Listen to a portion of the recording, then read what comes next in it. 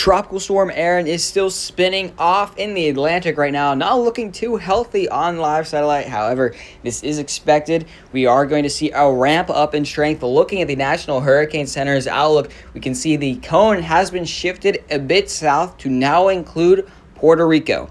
And a thing to really take note on this is for 2 a.m. Sunday. Looking at a zoomed in look, Puerto Rico is just to the southwest of where we could see a major hurricane within the next 5 days. And let's talk about that real quick. The impacts of a hurricane outstretch the forecast cone that is given. The forecast cone is only for the hurricanes or tropical storms center, where the center is going to pass over. However, these storms can be hundreds of miles wide and cause impact. So Puerto Rico, please be on alert. Looking at the latest model runs, we can see on the Euro model, we have pretty good consensus. This can continue to go west, then strengthen by the time it gets to the Lesser Antilles, and this is where the question marks start to fly.